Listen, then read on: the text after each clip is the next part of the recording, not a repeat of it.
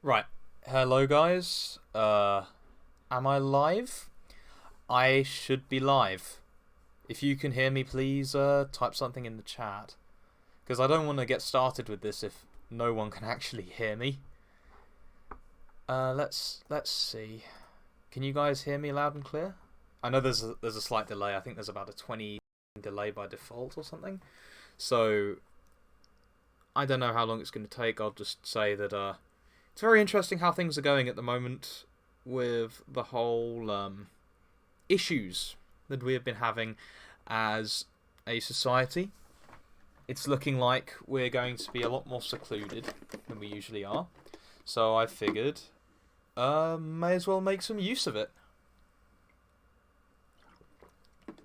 And I figured one of the ways of doing that would be through teaching the Catholic faith.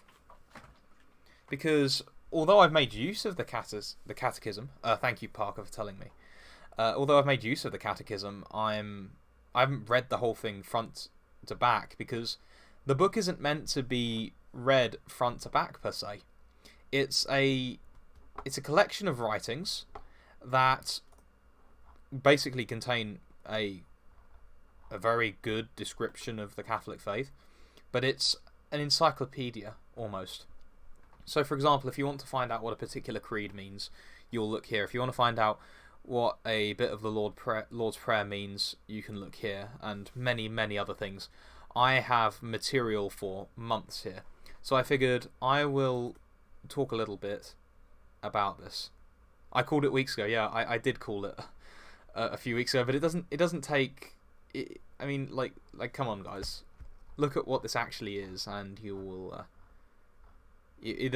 I'm not gonna talk about the current crisis. I actually have a stream in about an hour and a half on that, so I'll cover it there with a good doctor that I have gotten on. So, what I was thinking that we could do here is, first of all, address the titles that are in the Catechism, but also have kind of a discussion and ask and answer questions.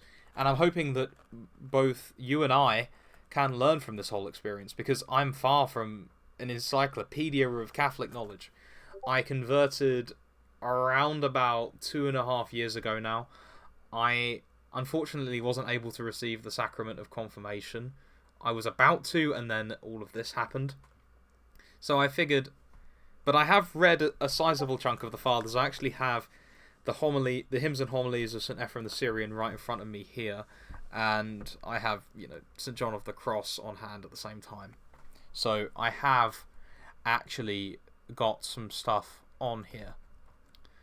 So if you guys have any kinds of questions whatsoever, stick them in the chat, and I will answer them when I've basically finished my little bit.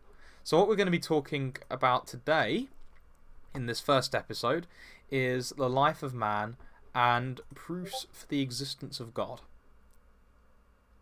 Now, I'll quickly post this on another server just so we can up the numbers a little bit. So essentially, we're going to be making this kind of a prologue. So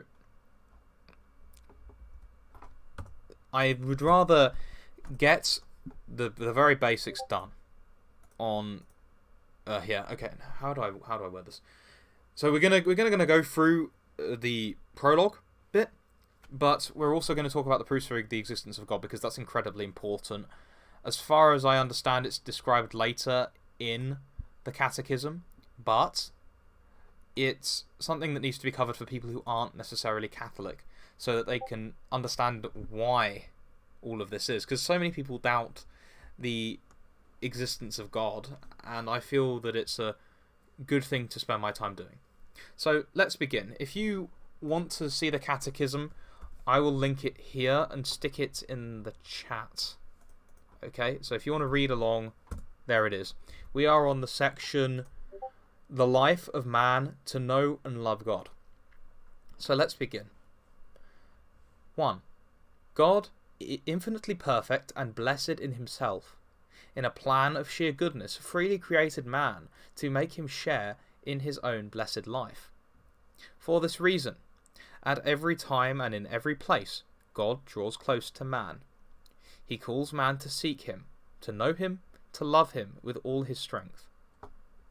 He calls together all men, scattered and divided by sin, into the unity of his family, the Church.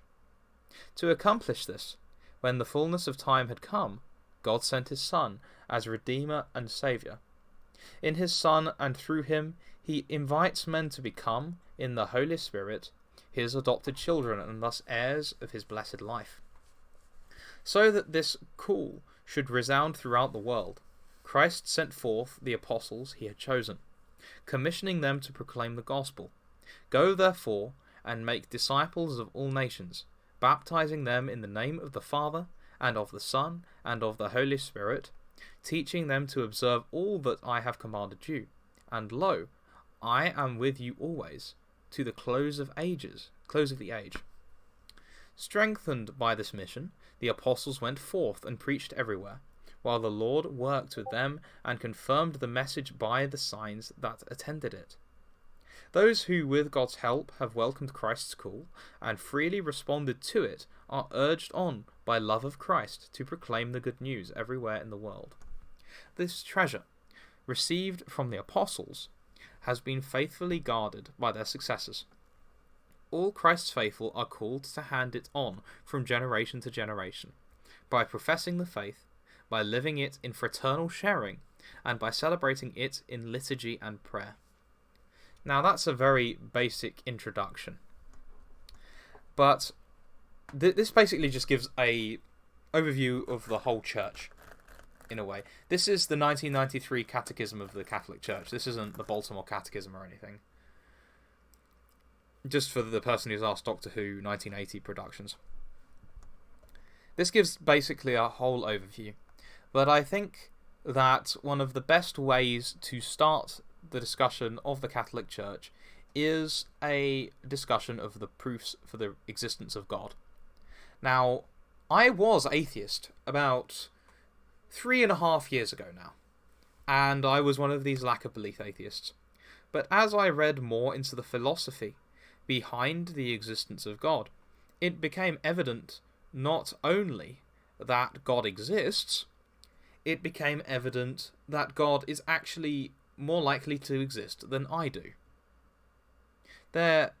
This sounds like quite a controversial statement to actually say, but when you follow through Aquinas' proof, particularly the one on contingency, this is the thing that becomes self-evident. And so we are going to go through a number of the proofs today. We are going to go through St. Anselm's ontological argument.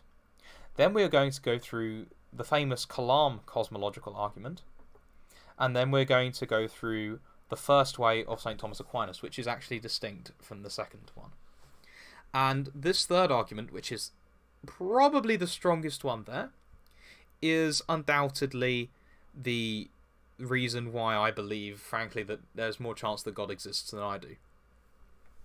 Because it fundamentally makes the principle of all being God in a way that the other two don't, although obviously the other two necessitate that. So first of all, let's go over St. Anselm of Canterbury. Now, St. Anselm of Canterbury was an Italian abbot, originally, but was made the Archbishop of Canterbury after the Norman invasions. I believe it was in the 1080s, I want to say. Like I say, I don't have any of these works in front of me. Now, he is a doctor of the church, meaning that his works are used for universal teaching of the church's doctrines. There are many different works, but the ones we will focus on here will be the Monologion and the Proslogion, which are where his ontological arguments are made manifest. Now, there is some debate between different scholars as to whether or not he actually intended his work to be an argument for the existence of God or not. But regardless of what he intended, he did that. So that's why we have Anselm's ontological argument. And there have been some interesting articulations of this argument by a number of different papers. So we're going to go through the first one here. This assumes Platonism, by the way. If you guys don't know what Platonism is, we'll explain it after we've gone through the argument. In fact, we'll explain it as we go through the points. The first formulation that we have from plato.stanford.edu from a paper, Plantinga, 1967, if you guys want to look, has the first clause. God exists in the understanding, but not in reality. That's the first thing. So we can, in a sense, believe in God. We can know God in a certain way. If we understand something, then we know it.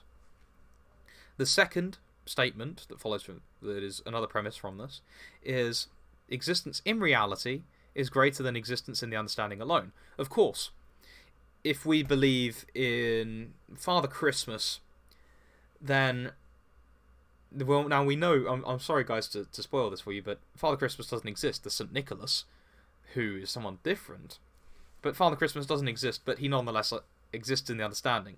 But this is not made manifest in reality. The third statement is a being having all of God's properties plus existence in reality can be conceived. Yes, because all of God's properties are made manifest in the world. For example, a human being can have mercy. A human being can have justice. A human being can, create other things, right? So we can have a creator that's both merciful and just. That would be an articulation of this.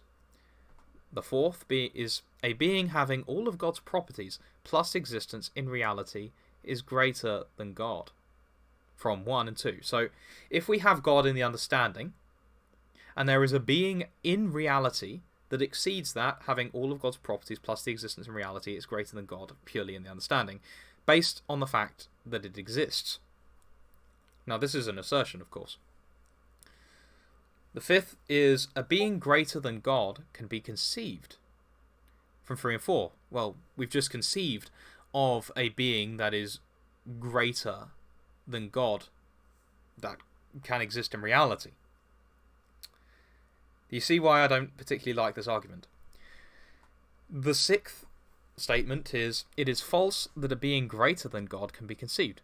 Yes, this follows, because God is the creator in the beginning of all things. He possesses all of God's attributes, which are made manifest in the world in an imperfect way. The seventh is, hence it is false that God exists in the understanding but not in reality. Because, actually, I think what it's getting at here is God's perfection. And if it exists purely in the understanding, then it can't be perfect. Do you see the problem here? Because it's clear that things that exist in reality can possess the element of perfectness, but God in itself, in the understanding alone, is not perfect, because there are things that exceed it. Okay, so where were we? Hence, it is false that God exists in the understanding, but not in reality. As we can see, God exists in the understanding, hence God exists in reality. Now, the problem with this is that it presumes. Thank you very much for the super chat, Fender Guru. Keep up the good work. Thanks. I very much appreciate that. The problem with this is that it assumes that we can just... how do I put it? It assumes that things can purely be cogitated upon. And it just assumes that things can be just cogitated, and that's what makes them real. There's not much in the way of reference to exterior reality. This is purely based on mind. Now, given the principles of this is, fine. It makes sense. But it's not as ironclad as some of the other arguments. And personally, I have a lot of issue with it because I don't trust my own understanding. And a lot of atheists try to debunk this argument in really stupid ways. But then again, as it says in, I believe it's the 13th Psalm, the fool hath said in his heart there is no God. And in fact, that's precisely what Anselm of Canterbury refers to in the Proslogion. It's been a while since I've actually read the Proslogion. It's very difficult to actually understand it. I read my copy out of an old book from the 1970s called The Scholastic Miscellany, and the wording is quite difficult. Now let's enter a slightly more well-known and perhaps better respected argument in the form of the Al-Kalam argument. When it loads up. Why is the fourth proof so controversial amongst sub-Catholics? I don't actually know. Okay. So let's find the... Here we go. I think this is it. Yeah, as an a posteriori. Okay. Two philosophical definitions. What we just went through was an a priori argument, which means before, essentially. Before the point. So, just through the analysis of particular philosophical precepts, we've come to the conclusion that God exists. That's what that means. A posteriori is analysing the results and going back on them. So you start with something that you know exists in the world exterior to yourself and then work back. That's what a posteriori means. Before, it goes after versus before. Priori is forward, posteriori behind us. Of course, posterior. Now let's go into the second argument. Another one that St. Thomas Aquinas didn't especially like. St. Thomas Aquinas is known for not liking the ontological argument. I'll go back. Actually, some things have popped into my mind about the ontological argument that I didn't mention that I can go back to if you guys want later on. So let's give the articulation of the Kalam cosmological argument. Everything that begins to exist has a cause of its existence. That's the first statement. The universe began to exist. So, therefore the universe has a cause for existence. Since no scientific explanation in terms of physical laws can provide a causal account of the origin, very beginning of the universe, cause must be personal. Explanation is given in terms of a personal agent. Well, do you see the problem here, right? So the first thing says that everything has causation. Yes. The universe began to exist. Now, there are arguments against this from pantheists and from many atheists who just believe the universe has always existed, which I frankly disagree with, but this argument doesn't address.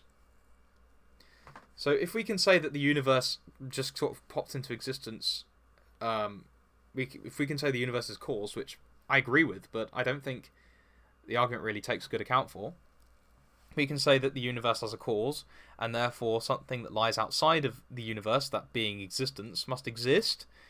And, well, something that exists outside of existence... Okay, how do I put this right? There must be pure being that from which nothing comes from. Because to understand what existence actually is, you have to look at the Latin. Ex means from, istens refers to being. So from being. There must be being that does not originate in anything.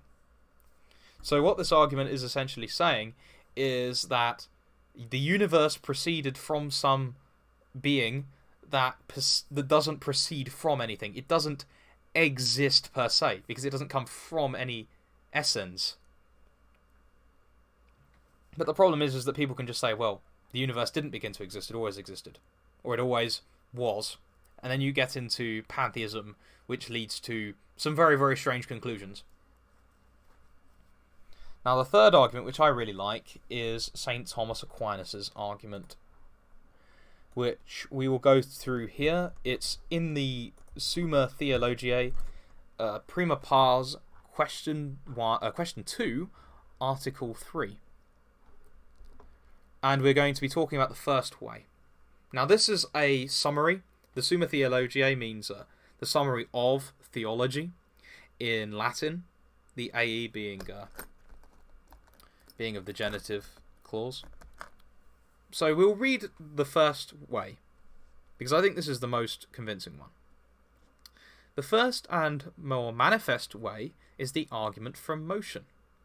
The existence of God can be proved in 5 ways, right? Because there are 4 other ways. The first and more manifest way is the argument from motion. Now, Aquinas explains this later on, but by motion he doesn't mean things moving around in space. He means things changing, things being caused and their effects being made manifest in the world. So, for example, he goes on later on about applying fire to wood and it sets it on fire by changing the potentiality of the wood being hot to being actually hot, and thereby moves it and changes it. It is certain and evident to our senses that in the world some things are in motion, that it's very clear that causation happens. There are some people like David Hume and Parmenides that denied it, but then you have really serious problems. Now, whatever is in motion is put in motion by another, for nothing can be in motion except it is in potentiality towards that which is in motion. So therefore, something has to be caused by something. You can't just have it happening on its own in the case of things that are caused. Whereas a thing moves in as much as it is in act. So when something changes, it's been made actual. It has been made a reality in the world. So, for example, I can potentially push my mouse off of the stereo system it's on top of with my hand, but that's only a potential. If I actually go and do it, if I move my hand and push the mouse off, then that becomes an actual thing. That it's been actually pushed off. It's been actually caused to do that by my hand moving. For motion is nothing else than a reduction of something from potentiality to actuality, as I just explained. But nothing can be reduced from potentiality to actuality, except by something in a state of actuality. So, like I've just said, you can't cause something unless something has already been caused. Thus, that which is actually hot, as fire, makes wood, which is potentially hot, to be actually hot, and thereby moves and changes it. So, there's causation. Now, it is not possible that the same thing should be at once in actuality and potentiality in the same respect, but only in different respects. Yeah, actuality and potentiality are mutually exclusive. I can't simultaneously have the potential to knock my mouse off of the stereo and actually do it. These things are mutually exclusive. They don't happen at the same time. Right, where was I? Okay, but only in different respects. For what is actually hot cannot simultaneously be potentially hot, but is simultaneously potentially cold. It is therefore impossible that in the same respect and in the same way a thing should be both mover and moved. Something that is caused cannot sustain itself, i.e., that it should move itself. Therefore, whatever is in motion must be put in motion by another, must be caused by something else. If that by which it is put into motion be itself put into motion, then this also must needs be put into motion by another, and that's by another again. So you get a great chain of causation. And all things that are caused are within this great chain. It can all be traced, as Aquinas points out. But this cannot go on to infinity, because then there would be no first mover, and consequently no other mover. So you must have some place where the buck stops, because everything must be caused by something else. Seeing that subsequent movers move only inasmuch as they are put in motion by the first mover, as the staff moves only because it is put in motion by the hand. Therefore it is necessary to arrive at a first mover, put in motion by no other, and this everyone understands to be God. So, essentially, you need something that provides a cause, a first action. Aquinas calls it the actus purus, the pure act, because there is no potentiality in God. It is pure action. Now, how does this marry up with the Christian scriptures? Well, we can see evidences in both Exodus and the Gospel of John. From my own recollection, it's all over the Bible, but those are two examples. When Moses interacts with God in the fire, as in fact Aquinas himself cites, he says to Moses to be called, I am who I am. This is from Exodus chapter 3. Likewise, when Christ is speaking to people in the Gospel of John, he says, before Abraham was, I am. Now, what does I am imply? Now, I am implies that God is this pure act, because he simply is. He simply is pure being. In fact, the name Yahweh has been supposed, I don't know if it's been outright proven, to be an early Hebrew infinitive for to be. An early Hebrew infinitive for be, so like just being, pure act. This pure action without potentiality from which all things flow. Now, this means obviously that everything proceeds from it. He has been inferred through this method. Now, many people, quite frankly heretics, have said, well, Aquinas is attempting to know God through this and other questions. No. All he has done is infer God's existence. It is impossible for a human being to know God, because God is infinite and man is not. Man's mind cannot contain the entirety of God.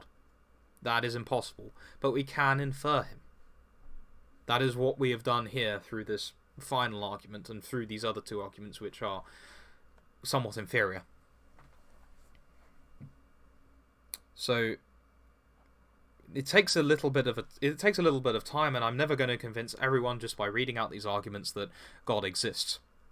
But if you accept Aquinas' argument, you must concede that because God is pure act, pure being, that there is a greater chance that God exists than you do. Now, we can look at opinions in error, such as Descartes, who goes, cogito ego ergo sum, and he goes like, I think, therefore I am, but the thinking presupposes being in itself. And so, although this has led to the inward turning of people across the last 400 years, it is fundamentally flawed, precisely because it presumes the human has being first, whereas Aquinas doesn't do this. Aquinas says outright, he begins with being, he begins with pure being, which is God. So, that is why God is. Right, so I'm going to see if there are any questions that I need to answer. If you guys want to send in questions, now is the time. Also, these are going to be more almost video-like. I think I'm going to put them into a large playlist. These will be most of the content, not all the content, but a good chunk of the content for the next few weeks and few months as we are sequestered in our houses. So I'm going to look through and see if there are any questions. Okay, Chris Lopez asks, do you mostly read the Fathers in books, I presume he means, or online? Well, I do both. There are a lot of readings on the Fathers in the Office of Readings, which comes to the Divine Office, which everyone can read. And although it may not be the best time to get it now, I don't know if Amazon is still doing deliveries of such things. If you can keep that, then you will read plenty of the Fathers. You will read plenty. Because you will do it every day. Aside from that, there are tons of books that I have here. Not actually in front of me right now. I have a crate of them sitting in my student house and 2 shelves of them. But I've only got about maybe 15 books here, where I am right now. And only one of them is the father's. Well, actually, I mean, Philo of Alexandria is technically a. Well, he's not a father. He's Jewish, but I have Philo of Alexandria and Ephraim the Syrian here. Aside from what I have in the offices, and a bunch of other stuff, but you can read it online. I've read stuff off the internet. For one of the Renaissance man videos on St. Athanasius of Alexandria's hagiography of St. Anthony of Egypt, I read that off New Advent. There's tons of stuff on New Advent for the fathers if you want to get to know them. You have a lot of time to do that now. But aside from that, yeah, I read mostly in books. Okay.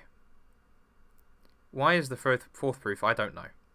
Otto von Bismarck asks, doesn't it have to do with Duns Scotus having issues with it? The fourth, yeah, Duns Scotus was a strange one. He's known as the he's known as the subtle doctor, and the name Dunce comes from Duns Scotus, because people would make so many mistakes with his work because he made so many subtle distinctions in things that they would end up completely misunderstanding it and therefore digging themselves into a lot of really silly pits. So that's why you call someone a dunce if they're foolish. Let's see. Okay. Isn't there an Aristotelian argument that the being that has some quality, the greatest is the source from which all other beings have that quality? Yes, I mean that's essentially what Parmenides was saying when he said, you can't give something that you don't have. Principle of sufficient reason, I think it's called in more modern circles. I can't remember the exact terminology, but basically you can't give something to someone that you don't have. I can't give you £11 if I've got 10. And so Aristotle, it would make sense for Aristotle to say the greatest being has to be the first one because everything else proceeds from it. And therefore it necessarily must be God, because God is the only thing that is conceivable that has the best of all qualities in existence. Fender Guru asks, the best introduction to St. Thomas, any recommendations? I went through on audio tape Peter Kreeft's Modern Scholar series on St. Thomas, and that is really good.